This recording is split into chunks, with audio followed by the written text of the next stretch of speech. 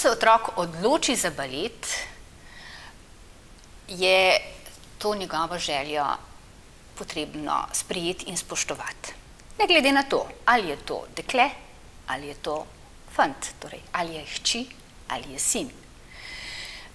Ko danes pogledamo po baletnih odrih, je neverjetno veliko plesalcev, ki vas bodo prevzeli.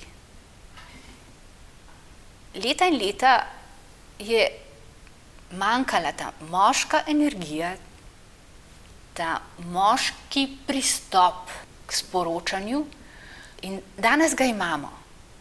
In to je verjetno vašim otrokom všeč. In če kdo to želi delati, zakaj mu ne omogočiti?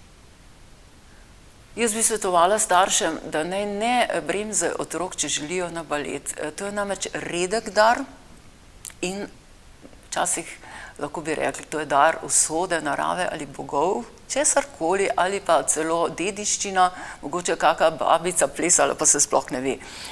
Ampak naj jim ne rečejo, ja, če ne boš priden, pol pa ne moreš na balet, zato ker nimaš samih petk, ker potem bo prepozno. Torej ne smemo čakati, da bo otrok v šoli boljši, ampak veliko bolj pametno reči, evo, zdaj ti mi omogočimo balet, ampak obenem se potrudi pa v šoli. In običajno je tako, torej, da ko doseže tisto, kar je želel, bo se potrudil tudi v šoli. Vem, da je včasih težko dve šoli hkrati delati, to pa zaradi tega, ker tista šola druga, primarna šola, običajno sploh ne upošteva, ja, on ni balet.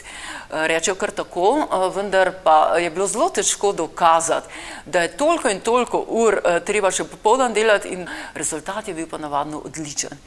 Tako da jim svetujem, če se pokaže pri otroku, zelo zgodaj se že pri 2-3 letih bo delal razne piruetke ali karkoli plesal, pojdite zgodaj z otrokom v opero, nič ne bo hudega, pač sedite se nekam na rob, zato da če bo otrok nemiren, lahko tudi z njim odidete, vendar otrok si bo zapolnil in bo to za njega kot skok v vesolje, torej v neke popolnoma druge razmere.